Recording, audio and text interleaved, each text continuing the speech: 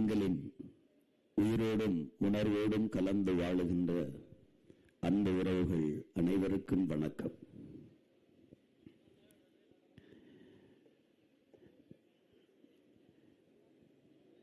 இங்கே நீண்ட காலமாக நம்முடைய நாட்டை இரண்டு பெரும் திராவிட கட்சிகளும் மாறி மாறி ஆட்சி செய்து வந்திருக்கிறார்கள். அவர்களுடைய ஆட்சி முறை, அவர்களுடைய அரசியல் கட்டமைப்பு எப்படி அமைந்திருக்கிறது என்பதை என் அன்பு சொந்தங்கள், அறிவார்ந்த பெருமக்கள், என் உயிரினும் இனிய தம்பி தங்கைகள் ஆழ்ந்து பார்க்க வேண்டும்.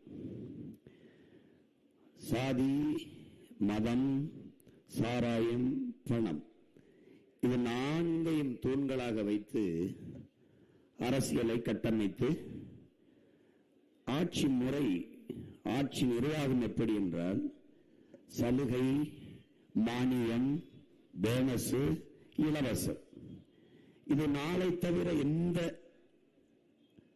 நல்ல திட்டங்களோ, தொலைநோக்கு திட்டமோ, வளர்ச்சி திட்டமோ எதுவுமே கிடையாது. கற்றறிந்த பெருமக்கள்,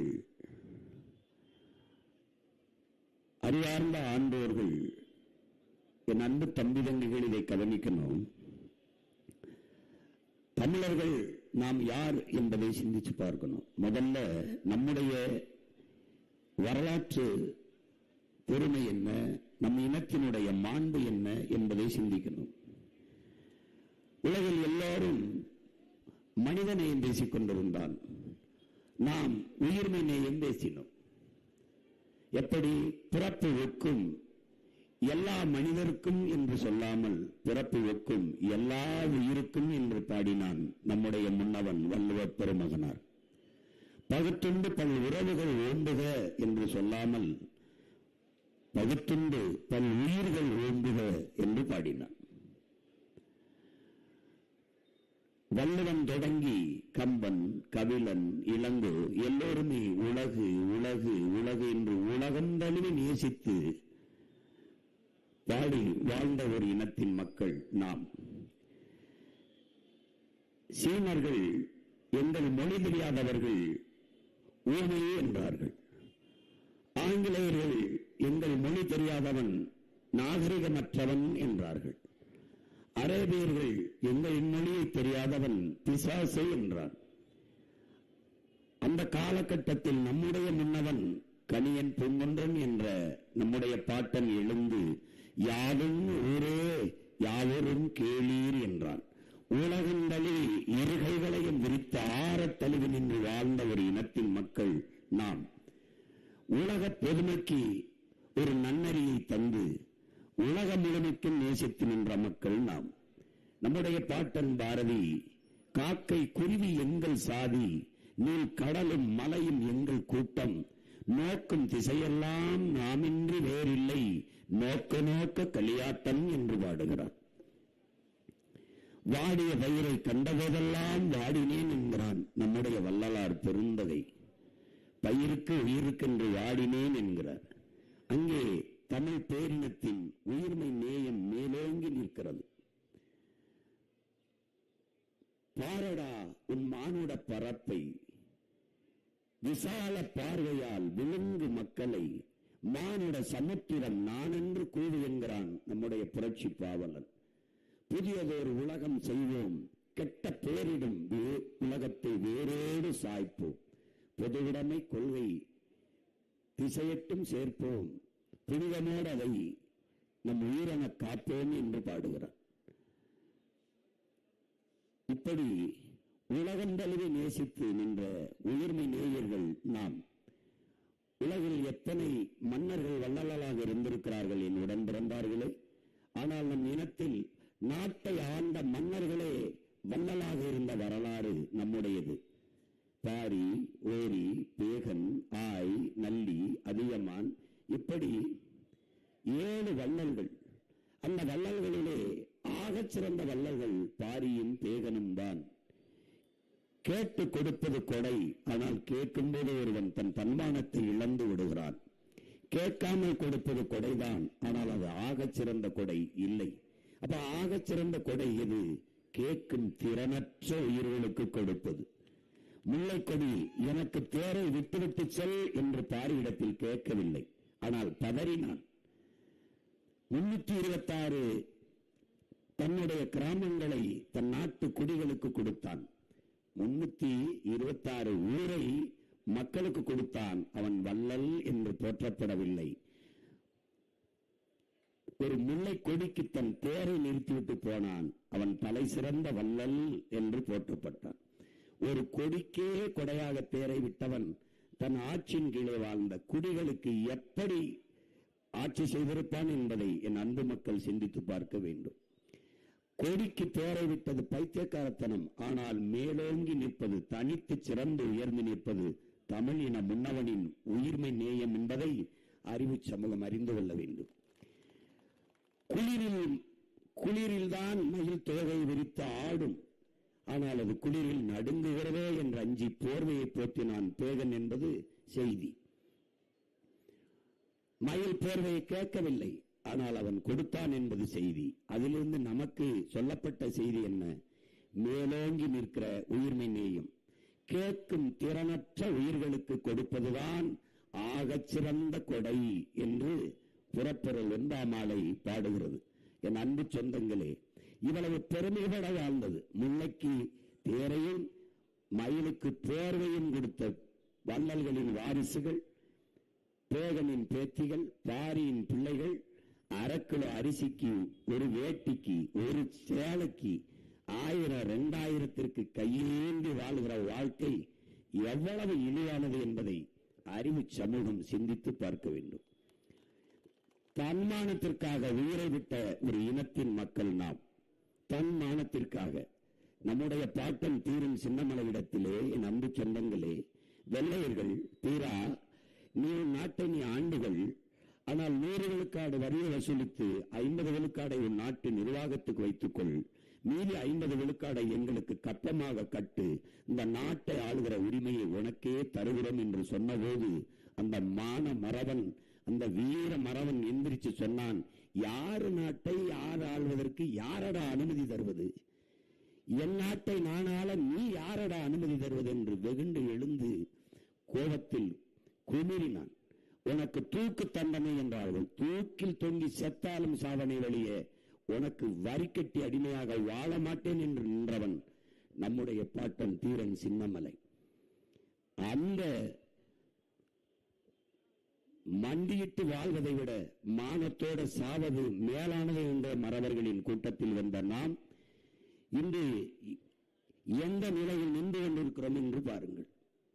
சொந்த நாட்டை வந்தவன் போனவரிடத்தில் கொடுத்துவிட்டு 4 சீட்டு 3 சீட்டு 5 சீட்டு 6 சீட்டுக்கு பேரம் பேசி அலைவ ஒரு கேவலம். இந்த இழிநிலை வரக்கூடாது என்பதற்காகத்தான் உங்கள் பிள்ளைகள் மொத்த இடமும் எங்களது, இந்நாடு என் நாடு, என் மக்கள், என் உரிமை என்று தனித்து 234 தொகுதியிலும் போட்டியிட காரணம் அதுதான். சரணடைந்து நாம் வாழ்வதற்கு சண்டையிட்டு சாவது மேலானது. மான தமிழனுக்கு மரணத்தை விட மானமே பெரிதானது. அடிமை வாழ்வினும் உரிமை சாவு மேலானது. இந்த கோட்பாட்டை கொண்ட பிள்ளைகள் தான் தோல்வி என்பது தோல்வி அல்ல, வெற்றியின் தாய் என்ற தத்துவ நிலைப்பாட்டை கொண்டு தோல்வி என்பதே எங்களுக்கு இல்லை, வெற்றி ஒன்றே எங்களின் எல்லை என்ற முழக்கத்தோடு இந்த களத்திலே தொடர்ந்து களத்திலே நின்று போராடி வருகிறோம். இது மற்றவர்களுக்கு வெறும் தேர்தல் களம். உங்கள் பிள்ளைகள் எங்களுக்கு புரட்சிகர அரசியல் போர்க்களம்.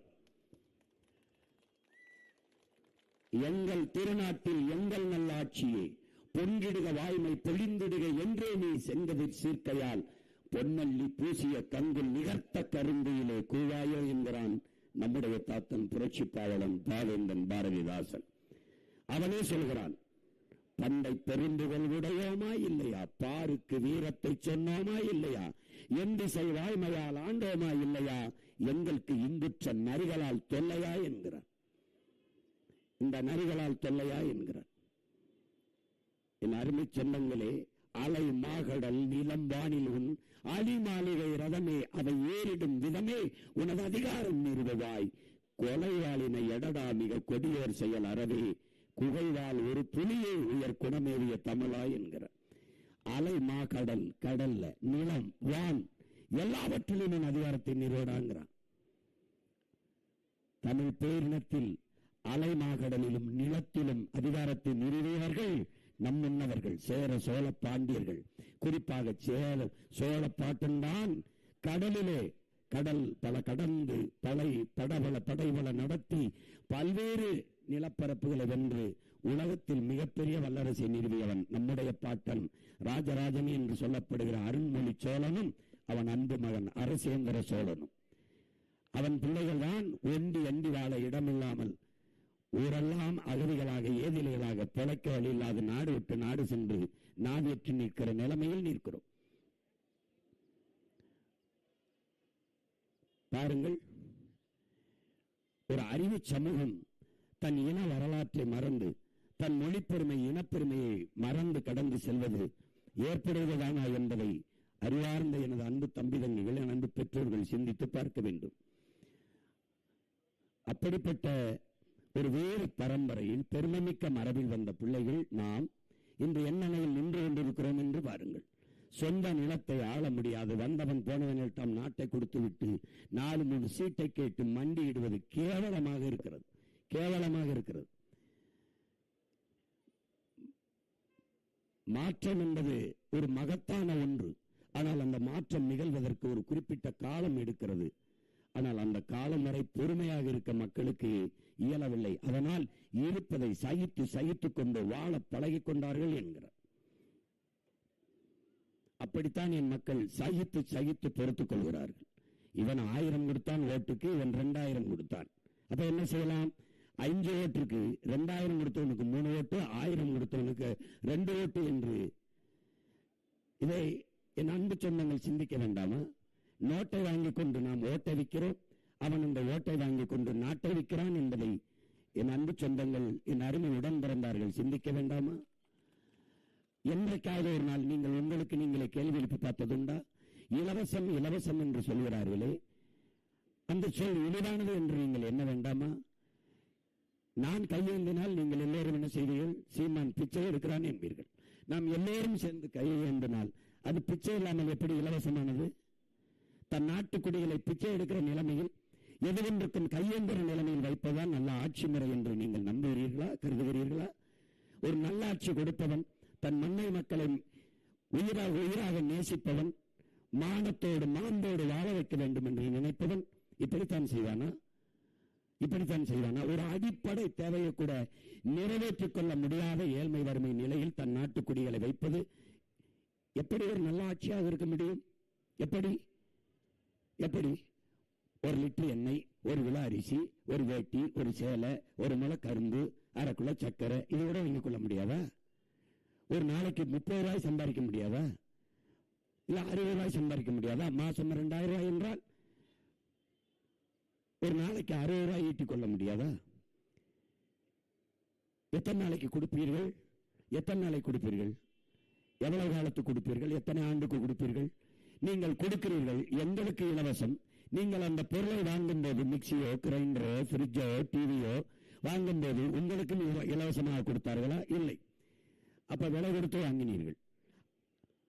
அதில் இழக்கிற பணத்தை எங்கிருந்து எடுக்கிறீர்கள்? எங்கிருந்து எடுக்கிறீர்கள்? நாட்டை ஆள துடித்த நரி ஆட்டு மந்தைகளை கூட்டி வைத்துக் கொண்டு அது பேசியது, என் அன்பு சொந்தங்களே, நான் ஆட்சிக்கு வந்தால் குளிர்காலத்தில் உங்களுக்கு போர்த்தி கொள்ள ஒரு போர்வை ஒவ்வொரு ஆட்டுக்கும் தருவேன், ஒவ்வொரு ஆட்டுக்கும் கம்பளி தருவேன் என்று சொன்னது. அதை நம்பி இந்த ஆடுகள் நரிக்கு ஓட்டை போட்டு நாட்டை கொடுத்தது. கடைசியாக என்ன நடந்தது? நீ கம்பளி தருவேன் என்று சொன்னாயே, உன் கொடுத்த வாக்கை நிறைவேற்றவில்லை என்று கேட்டவுடன் அந்த நரி ஆட்டு தோலை உரிக்க தொடங்கியது. என்ன எங்க தோலை உரிக்கிறாய்? தோலை உரிச்சுத்தான் கம்பளி செய்யணும் என்று சொன்னவன் நரிக்கு அந்த ஆடுகளுக்கு உரைச்சது. ஓஹோ, இவன் சொன்னது நம்ம தோலை உரின்னு உரிச்சுத்தான் நமக்கு போர்வை தருவான், அது மாதிரி இயந்திர ஆண்டா குண்டா மிக்சி கிரைண்டர் டிவி ஃப்ரிட்ஜ் எல்லாம் நம்ம நம்ம வரியை உரிச்சுதான் நமக்கு தருவான். இதை ஆட்டு மந்தைகள் அறிந்து கொண்டது. அறிவார்ந்த தமிழ்ச்சம மக்கள் என்றைக்கு புரிந்து கொள்ளப் போகிறீர்கள் என்பதுதான் உங்கள் பிள்ளைகள் நாங்கள் எழுப்புகிற கேள்வி. இலவச பேருந்து என்கிறார்கள். அதுல ஏற்கனவே 1 லட்சம் கோடி கடன் இருக்கிறது. அந்த கடனை எப்படி திருப்பி கட்டுவீர்கள்? இலவசத்தில் இழக்கிற பணத்தை எங்கிருந்து எடுக்கிறீர்கள்?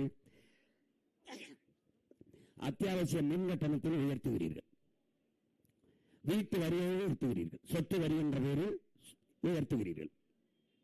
ஒரு நிலம் வாங்கினால் பத்திரப்பதிவில் பல மடங்கு கட்டணத்தை உயர்த்துகிறீர்கள். அப்ப தவிர்க்க முடியாத ஒன்றில் கட்டணத்தை அரிசி, பருப்பு, எண்ணெய், முட்டை, பால், இந்த அத்தியாவசியமான உயிர் தேவையான உணவுப் பொருளில் விலையை ஏற்றுகிறீர்கள். இது எந்த மாதிரியான ஆட்சி முறை?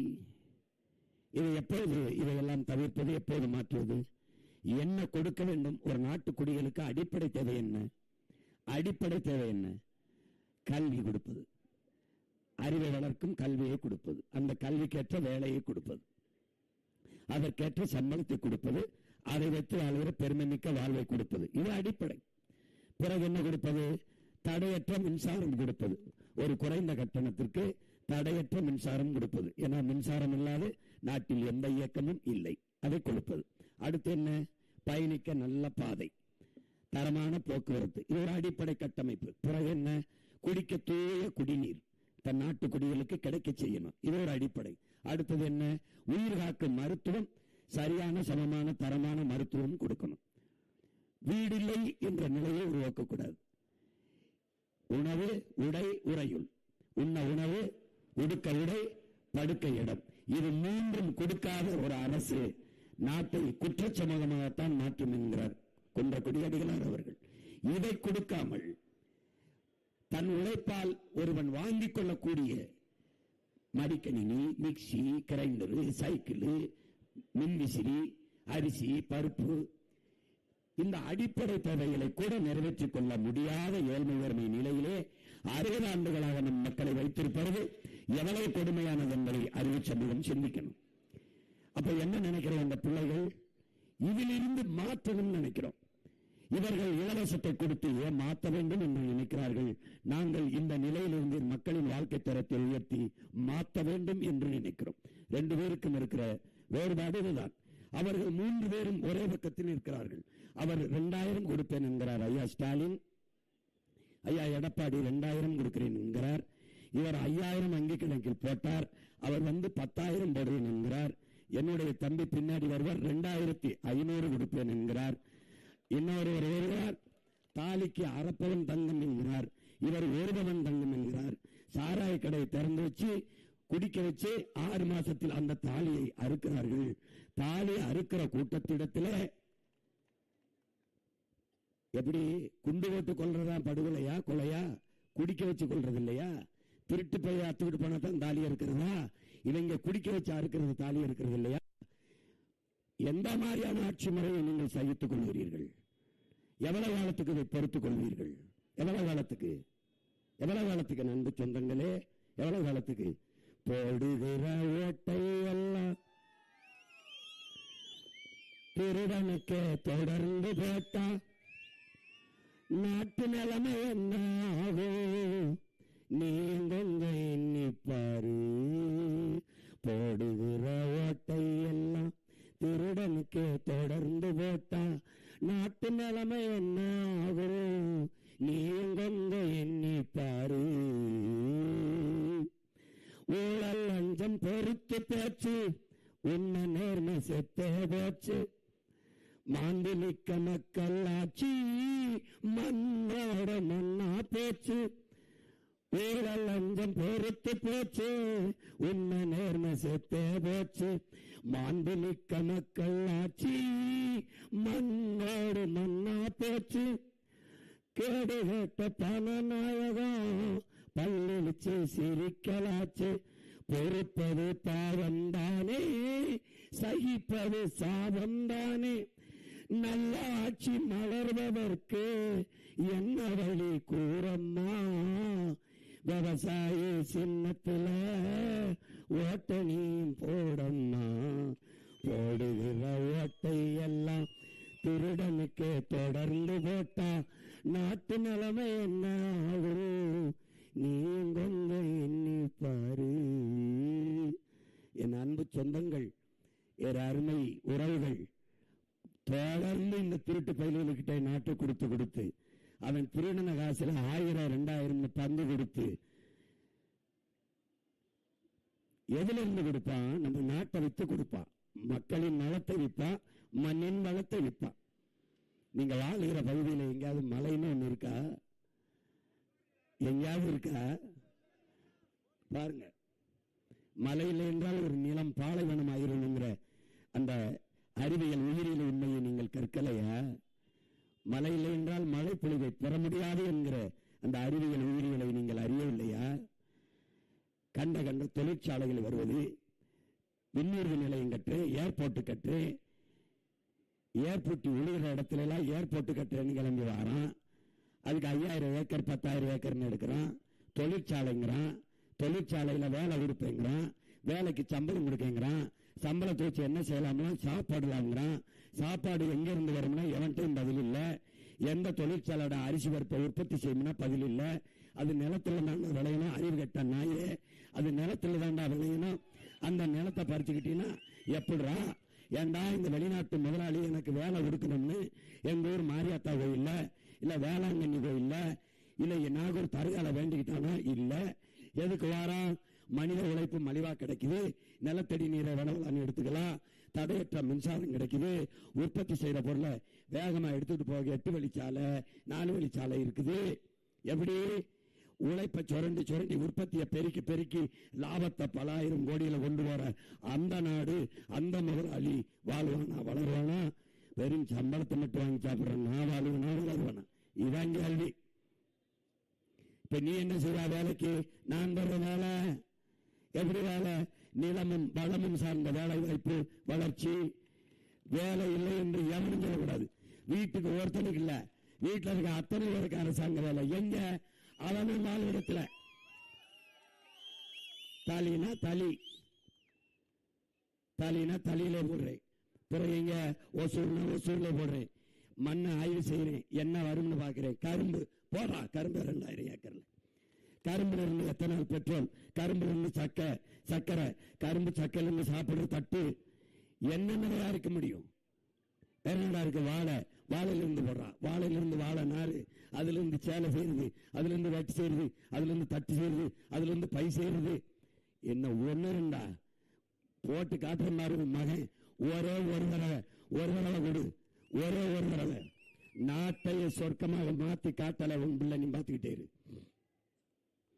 இவங்கள மாதிரியா படிச்சு முடிச்சுட்டு 70 லட்சம் பேர் வேலை இல்லாம திர்றான். இன்ஜினியரிங் படிச்சுட்டு வாட்ச்மேன் வேலைக்கு விண்ணப்பிச்சுக்கிட்டு இருக்கான்.